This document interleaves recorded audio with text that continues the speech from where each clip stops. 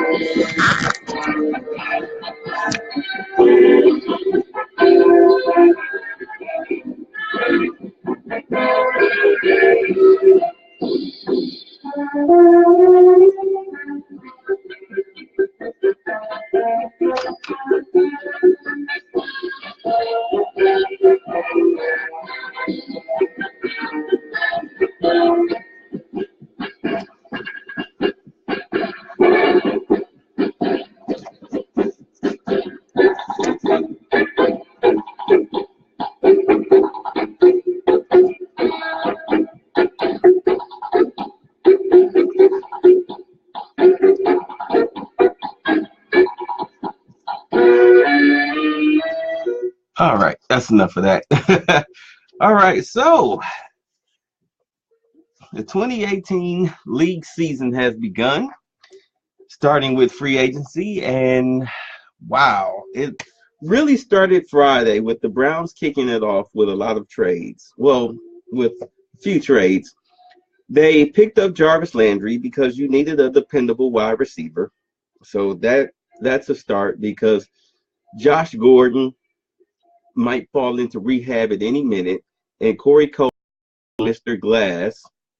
So you definitely needed a wide receiver that was a steady pass catcher that could move the chains. So you have that, a nice little underneath slot receiver. Now,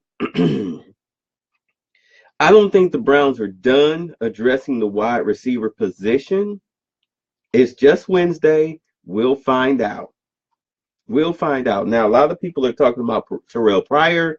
We'll see. Not sure. We'll see how it goes. Whew. They addressed the quarterback position. Now, of course, Tyrod Taylor, he is, of course, a bridge quarterback. You can already see that the Browns are leaning towards drafting the quarterback in the first, with the number one overall pick. It's just a matter of who it's going to be. A lot of people think it might be Baker Mayfield. Some people are leaning towards Sam Darnold. Me personally, either one is fine. I've always said that the Browns need a playmaker, a quarterback. When Johnny Manziel was drafted, I thought that he was able to make plays, but the problem was Johnny Manziel was a knucklehead. So that killed that. I really believe that if he would have hit the books and studied and tried to become an NFL quarterback, he would still be here. But that's a whole different story. So both of those guys made plays. Of course, it's been a long time since a USC quarterback has been any good or made anything of themselves in the NFL. But we'll see. We'll see. It's just like Penn State and running backs. And speaking of running backs, as we know, the Browns today, they signed Carlos Hyde, which is kind of strange because for some reason the Cleveland Browns, they haven't drafted an Ohio State player since Trubisky. I don't know why that is. Terry Trubisky, he was the last one, if I'm not mistaken. He was a wide receiver, and they took him late, like in the fourth or fifth round. But they haven't touched Ohio State players, which is kind of strange because a lot of the Ohio State players that have went in the first round, the first 2, 3 rounds, have turned out to be pretty good NFL players. At any rate, not our discussion. So you have Carlos Hyde, who is more of a power back than Isaiah Crowell. Isaiah Crowell, who was only averaging 12 carries a game, decided to take his talents to the New York Jets, and I don't blame him. Even with the new offensive coordinator, you would think that he would be willing to stay with the new talent that's coming in. You think he would be willing to stay. He decided not to stay. That's fine. They signed Carlos Hyde. Now, of course, the big news of the day was Joe Thomas's retirement. After 11 years and over 10,000 snaps, 10,000 plus snaps Joe Thomas finally went down with an injury and decided to call it a career. Now, I, like a lot of Browns fans, were wondering, was Joe going to stay? I've even tweeted him. I said, hey, Joe, you've got to either crap or get off the pot, man. Like, if you don't take care of the business will take care of you. So he decided today to take care of business, and he decided to retire. Now, is it a sad day in Browns history? I wouldn't say sad, but definitely somber. And with the Browns, with when they were going after the Patriots left tackle, the writing was pretty much on the wall that he had already informed the Browns that he was going to retire. It was just a matter of making it official, and he went out on his terms. And you can't be mad at that. You can't be mad at that. 11 straight years, 11 straight Pro Bowls. He played through all sorts of aches and pains that would have sidelined any other player. And when you listen to his video that I posted earlier today, where he talked about why he decided to retire and what made him retire, he said that his knees were just bad. His knees were shot, where he pretty much had no cartilage in one of his knees. It was just bone on bone, and it would be swelling, and they would drain the knee, and he would go out and take the painkillers and go out and play and have to do the same thing all over again. And I feel bad for him. Like, wow, like you put yourself through that to play football. That right there, that is a man's man. And I salute Joe Thomas. Pour out a little for all of the other Browns players who retired, who left pieces of themselves out there on the field, who gave their blood, sweat, and tears for this team. Players like Bernie Kosar, Ernest Biner, Kevin Mack. All right. He's the most famous can't forget Minifield and Dixon, Felix Wright. You can't forget those guys. You cannot forget those guys. Webster Slaughter, Reggie Langhorne, Ozzie Newsome, Clay Matthews, so many players. Lou Groza, Jim Brown, the coaches, Schottenheimer, Paul Brown himself. Such a rich historical tradition and legacy. We love those guys. Those guys are the reasons that we're fans. Flat out, because they went out there and they played. Paul Warfield, they went out there. Brian Sipe, they went out there and gave it their all. The Pruitt brothers, they gave it their all. Lyle Alzado. Is it Alzado or Alzado? Either way, you know, those guys, Brian Brennan, those guys gave it their all. At any rate, Paul Brown would have been proud of Joe Thomas. He was his type of guy. He was a blue-collar, lunch pail type of guy. So we will miss you, Joe Thomas. We thank you. Oh, you're welcome there, Jeff. We will miss you, Joe Thomas. We will miss you. Here's to you. Salute. To Joe Thomas. Thank you for your service, sir. Enjoy retirement. Matter of fact, we will listen to your podcast. We'll laugh right along with you. We'll listen to the war stories and the locker room stories, and we will enjoy them, sir. And in 5 years, we will see you in Canton, beyond a shadow of a doubt. Thank you for enduring the losses, the pain, the suffering. We were right there with you, except you had a front row seat to all of it. And we wish we could have done better as an organization and as fans for you. So I don't know what else to say. I don't know what else to say about Joe Thomas and to Joe Thomas, except, you know, enjoy the rest of your life. We will see you in the Ring of Honor, and you'll hang out with Jim Brown and Bernie Kosar and all the others. All right, so let's move on.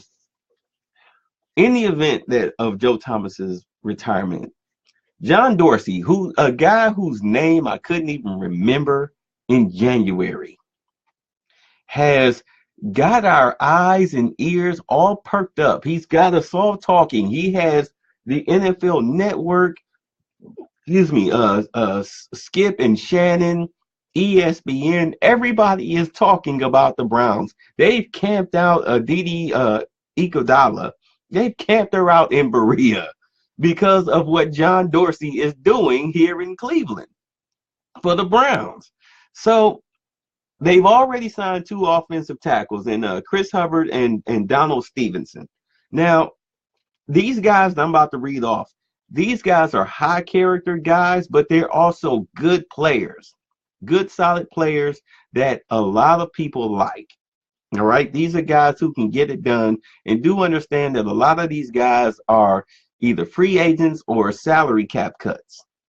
All right. It's not like they're bad players. It's just that they decided to take their talents elsewhere. All right. Now, Cleveland, of course, lost the bidding war with the Patriots left tackle. The Giants are paying him $16 million a year. Wow. Whew, that is a lot of freaking money. Okay. And the Browns didn't want to match it. They no longer, if you can look, you look at who they're signing, they're no longer overpaying for free agents. They're paying fair market value for free agents, which is spectacular because before we would overpay aging players over the age, between the ages of 32 and 35. They would get all of these big contracts for the Browns. Okay, and that, like Dante Whitner and Carlos Dansby, you're overpaying for players.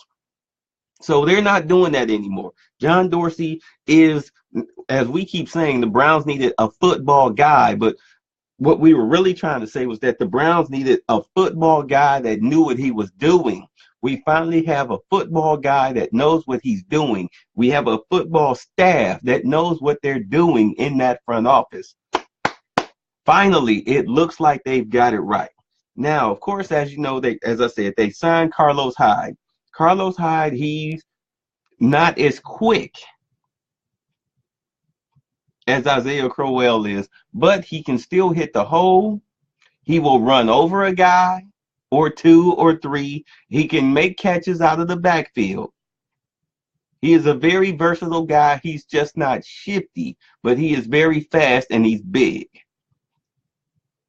San Francisco letting him go, to me, I think that was a mistake, but they have some picks in the draft. They have a couple of first rounders, a couple of second rounders. There's a plethora of running backs in the draft. I'm pretty sure they can pick one up. We also signed tight end Derek Fells. Now, Derek Fells will, of course, probably, it looks like he's going to push out either Randall Telfler or the one who pretty much cost us the game against the Lions. Do I need to say his name? Remember, he made the catch on 3rd down. He got the first down. He got stripped by the Lions corner, and the corner ran it all the way back for the touchdown. I'll leave it at that. Now, Derek Fells, he's known for blocking, but he can catch. So he just might team up with Randall Telfler to help us become a power running team. So we'll see. Cornerbacks, which was one of the weaknesses of this team, because Jamar Taylor cannot hold his own. He's good against a number 2 wide receiver, but eventually he does get beat. And this past season, he was covering the number 1s. And there was a reason why Peppers was playing 25 yards off the ball, because Jamar Taylor and Brian Body Calhoun cannot match against 1 and 2 wide receivers. They are wide receiver 2 and 3 cornerbacks, not 1 and 2. So Peppers had to play 25 yards back to keep them from getting burnt. All right. And of course, we have an aging McCourty back there to go with Taylor and Brian Body Calhoun. So you needed an upgrade.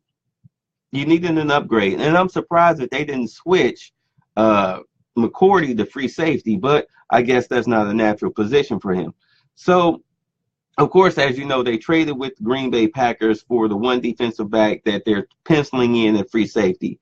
Well, at the same time, the Browns wound up picking up cornerback Terrence Mitchell from Kansas City and TJ Carey from the Raiders. Now, TJ Carey was a starter for the Raiders. He was cut in a salary cap move. Signing him was fantastic. I was really hoping that the Raiders would also cut David Amerson, because that's one of their up-and-coming Pro Bowl players. Now, TJ Carey is a solid player, just like Terrence Mitchell, but he's not a Pro Bowler. And they didn't do that yet. They might be seeking to trade him.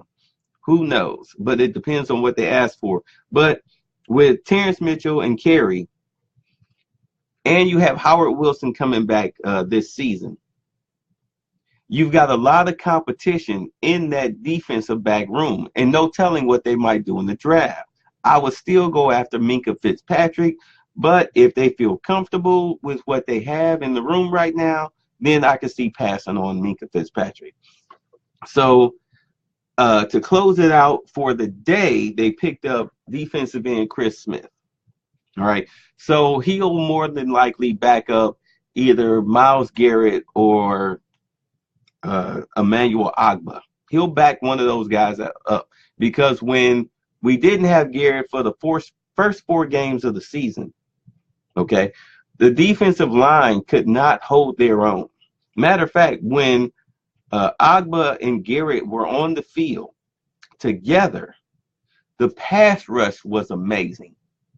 But if we lost either one of those, if either one of those guys came off the field, the Browns defense, they could stop the pass rush. The teams could pass on us because they couldn't get to the quarterback. You just double or chip the other defender.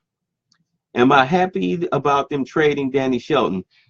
I wish you would have gotten a player for Danny Shelton, maybe like an inside linebacker, because that's where the Browns are weak at as far as in the front 7. But they got a 3rd round pick for Danny Shelton. That's fine. Danny Shelton didn't fit the defensive scheme that Greg Williams was running anyway. It's a 4-3, balls to the wall, get to the quarterback, stop the running back on the way to the quarterback type of front 7 defense that the Rams that the Rams used to play with Greg Williams, but now that's being played here. This is one of the reasons why the Browns were 10th against the run, because they would rush the quarterback. And if it was a run play, you would read the running back first on your way to the quarterback. That's the way the Browns defense was run under Greg Williams. This is why you had, again, Peppers 25 yards back, just in case it was a play action fake and they went to throw it deep. Now, the one time that it actually succeeded was when we got that bogus call against Cincinnati, when they said that Peppers had the helmet-to-helmet contact hit, when it was actually incidental. So Shelton is not a pass rusher. He's a run stuffer. So at least he went to a franchise that's solid. He didn't go somewhere where they're pretty iffy and up in the air like the Cardinals. They don't know what they're doing. They're a complete mess. He didn't go to a grease fire. He went somewhere where there's solid coaching and a solid foundation. So I guess I'm okay with Danny Shelton being traded. Now, the DeShone Kizer trade, in all honesty, I don't think he should have been drafted by the Cleveland Browns. And for the simple reason that last year, during the draft, teams traded up to get their quarterbacks. They traded up for Mahomes. They traded up for Deshaun Watson. Okay, they traded up for Mitchell Trubisky. The 4th quarterback that came off the board, DeShone Kizer. The Browns got him late in the 2nd round. Nobody wanted him. And as we saw throughout the season, this is why. And one of the main reasons why they traded him in this past weekend was the simple fact that, as Hugh Jackson said, was that he wasn't getting better. He was regressing. Mistakes that he was making in week 1, he was still making them in week 17. As a quarterback coach that Hugh Jackson was, and you can put some of the blame on Hugh Jackson because he didn't have an offensive coordinator, so therefore he had way too many responsibilities and he couldn't sit down one-on-one with his quarterback. But still, as an NFL player, if you're still making the same mistakes at week 17 that you were making in week 1, you're not progressing. So something has to be done. And John Dorsey made the change. So he went up, he shipped him to Green Bay for the corner, and that's fine. That's fine. Maybe the kid needs a fresh start. And let's be honest, more than likely, because he has horrible accuracy issues, he'll get the ball in the area of the wide receiver, but he won't pinpoint it. There is no catch it and on the run and you're still going. You have to adjust to his balls where you're making a diving catch, a leaping catch, a reach back and catch. All right, an overextension diving catch, or it's over your head, or it's in the dirt, or it's too wide. All right, he's got a shotgun of an arm, a cannon, but a shotgun. It's like if you put a bunch of pellets in a cannon and you pull it, boom, it's spraying everywhere. All right. So he'll have a nice little career as a backup quarterback. He never should have been drafted as a starter. He never should have been put in the starting role. But it is what it is. It's ancient news now. It's behind us. So with what the Browns did Friday and Saturday and today, with all of the pickups, all the trades and whatnot, what does that mean about the draft? Now, as I said, I definitely think they're taking a quarterback number 1. Who they take, that's up to John Dorsey.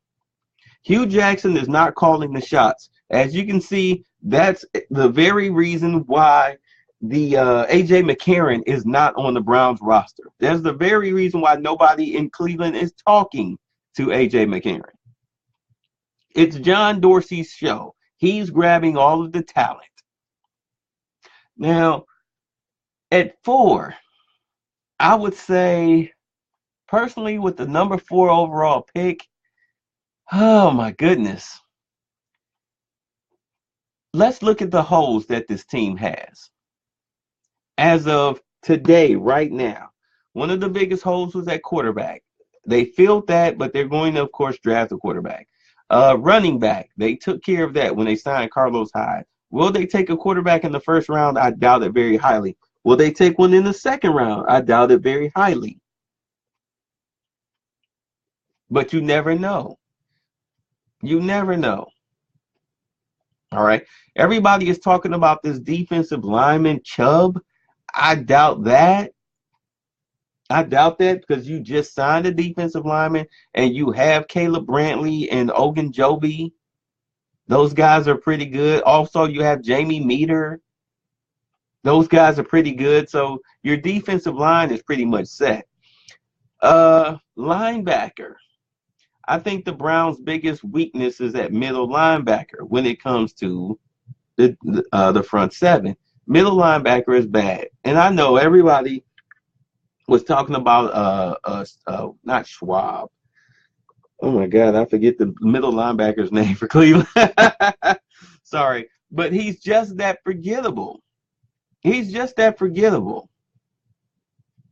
You know you have Jamie Collins, and of course you know you have Christian Kirksey, but who is the guy in the middle? Right, he doesn't stand out. I think they need to improve at middle linebacker. They just picked up 2 corners, well 3 corners in free agency. One of them is going to play free safety. So your set is strong safety with Peppers. So it's a matter of, well, where are your weaknesses? Where are you drafting? So possibly you might trade down, or you might take a wide receiver at number 4. You might take the wide receiver at number 4. Your offensive, you're set at your offensive line. Possibly you just drafted or traded sorry. You just picked up 2 offensive tackles in free agency. Somebody's going to get a shot at left tackle. You didn't sign 2 offensive tackles for both of them to play right tackle. Also, let's not forget that the Browns drafted a left tackle, the Johnson kid, last year. He got hurt, though, in preseason. So you're going to have some stiff competition at left tackle this year in training camp, in OTAs. So do you draft a left tackle? Let's see how the kids do. Personally, I wouldn't draft a left tackle when you have 1, 2, 3, 4, 5 offensive tackles on the roster.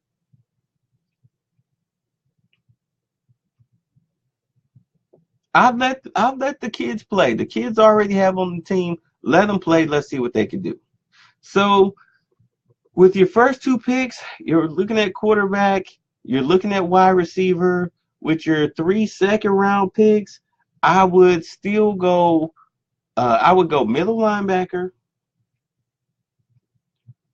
wide receiver, Roquan Smith. I don't know who Roquan Smith is. Middle linebacker and running back. If you can get a running back high in the second round, I would go with the Geis kid out of LSU. After watching his tape, that kid is really good. He's really good. If you ask me, he's better than Saquon Barkley. But that's just me. That's just me. So in your first 5 picks, quarterback, wide receiver, middle linebacker, running back, and of course wide receiver. That's where I would go. I would go more offense than defense than anything. Barkley number 1. Why would you take Barkley number 1 when you need a franchise quarterback? And you have a draft that's loaded with franchise quarterbacks, and you know you need one. The one thing you don't do, you don't pass up on a franchise quarterback and think that one is going to fall into your laps. The Browns have been doing that ever since what, 2000?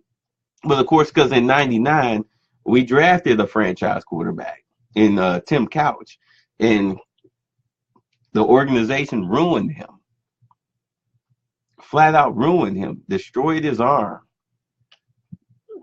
And you haven't picked a franchise quarterback since. You went after quarterbacks that you thought would be franchise quarterbacks, but you went after them late. Who would I pick at quarterback? Okay, you say you're not very impressed with any of the quarterbacks. And John asks, who was my quarterback? Last year, if you would have asked me who my quarterback was, I would have said Sam Darnold right off the bat. Out of the 5, it's a toss-up, in all honesty, between Sam Darnold and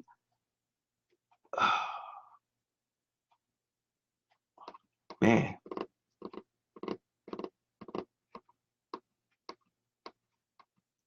Everybody's leaning towards the kid from Texas. The Oklahoma. Everybody's leaning towards him. So really it's a toss-up between those 2. They can both make plays. They can both make plays out of the pocket. They can both make plays with their legs. They can both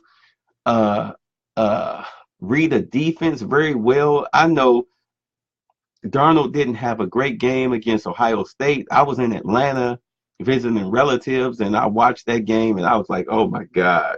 Like, this kid, if he comes to the NFL, he's going to need some seasoning, because Ohio State's defense, that's an NFL defense, and they are murdering you. They are eating you alive. But Ohio State against the Oklahoma quarterback, I hate that his name escapes me, against him, he ate them alive. So if I was to go by performances against Ohio State, oh my goodness, I would have to go towards the Oklahoma quarterback. But Darnold is a whole lot better than as far as size-wise. Thank you, Baker Mayfield. Man, it's been a long day. My day started at 6 a.m. Let's see. To be honest, I'm tired of them drafting quarterbacks and turn out to be worse. Well, that's because, Corey, they draft quarterbacks after the 15th pick. It's very hard to find a good quarterback after the 15th pick. It really is. If you look at all the quarterbacks in the league right now that are of any good, very few quarterbacks were picked after the 10th pick overall. All right. You've got Brady, of course, who was the 6th round quarterback. You've got Aaron Rodgers, who was a first round pick, but he was picked 25th overall. Okay. And of course you have Flacco, but Flacco was a 3rd round pick, but he was a fluke. Okay. And then you have Russell Wilson, who was picked in the 3rd round, who's a fluke. All right. Then you have the quarterback in Dallas, who was picked in the 4th round. He's a fluke. Okay. Oh, and this is probably the last one. Kirk Cousins, who was picked in the 4th round, who was a fluke. And then you know what? I can't even call Kirk Cousins a fluke because I wanted the Browns to draft Kirk Cousins. When all of that was going on between RG3 and Andrew Luck, I'm like, the hell with them, draft Kirk Cousins. Kirk Cousins is a gamer. Being in Ohio State, watching Michigan State games, you're like, wow, that Kirk Cousins kid, that kid can play. He's gritty. And now look at him. He's in Minnesota with an $84 million contract for 3 years. Good Lord. And look, Andrew Luck he'll be lucky to be on the field this year, and RG3 is out of football. What is my honest opinion about Pryor coming back to Cleveland? I really wish Pryor would come back to Cleveland, but I don't think he's a Dorsey guy. That's the difference.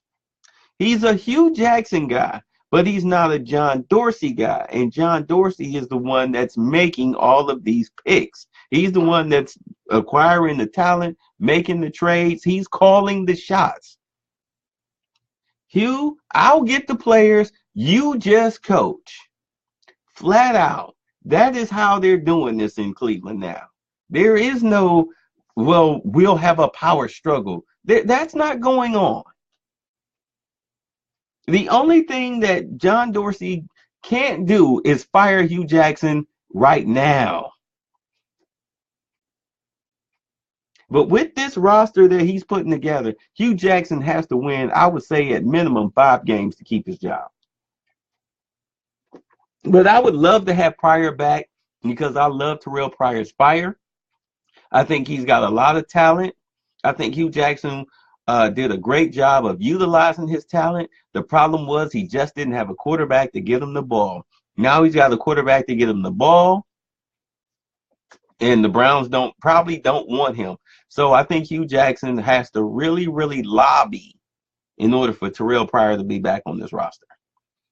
What about Tyrann Mathieu? Yeah, I saw that he got cut. I was like, wow, they cut the Honey Badger. Too small. Too small to be a starter. That's why they cut him. It was just too many years of him not living up to his potential. He would make plays maybe 2-3 times a whole season. It's like right when you're frustrated with him, he turns around and makes a big interception and runs it back 50 yards. And, you know, they're like, oh, okay, well.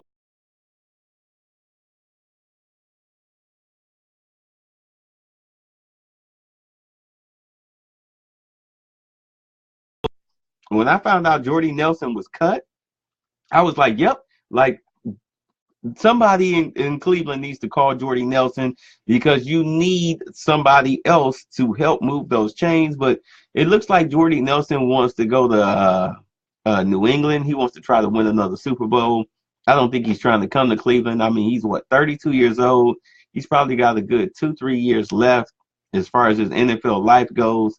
I think he wants to win and win now. So I don't know. If he wants to come here, I would welcome him with open arms, because at least you have a wide receiver that can catch the football, that doesn't have an extensive injury history, or that may backslide and find themselves in rehab. So I would welcome Jordy Nelson. I would. Now, from what I'm understanding, I think the Raiders might be looking to shop or cut their middle linebacker in Bruce Irvin. If they do that, I definitely want the Browns to go after him. All right? Because, as I said, the Browns need to get better at middle linebacker. They really, really do. They really, really do.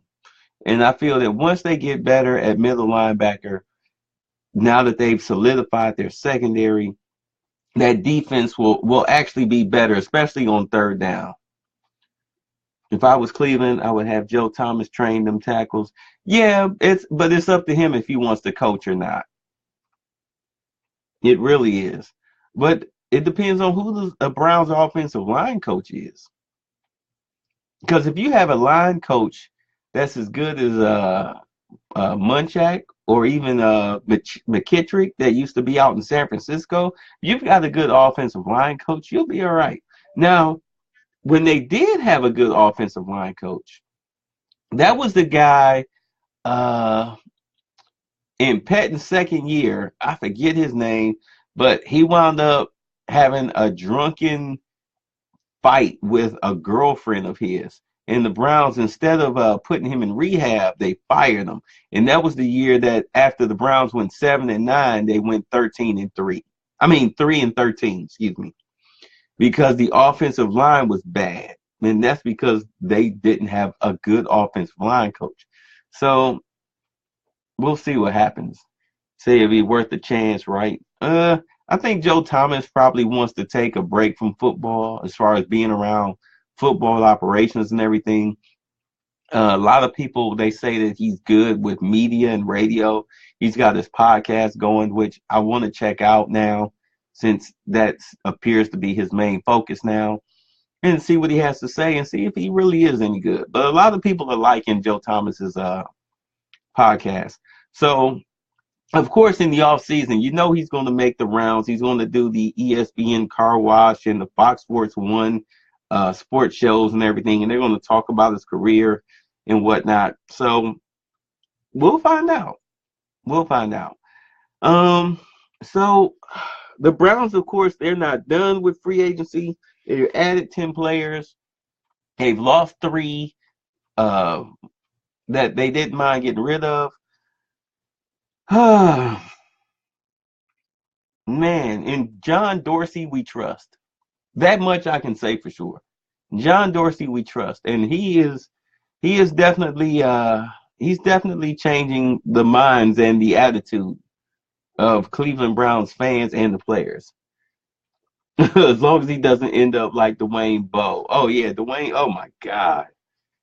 Dwayne. Oh my God, Dwayne Bowe. Is Kenny Britt. My goodness. Anyway, fellas, let me get out of here. It's 9:42. I've been talking for 42 minutes. I'm just excited. We'll see what else happens. Go Browns. See y'all later. Peace out.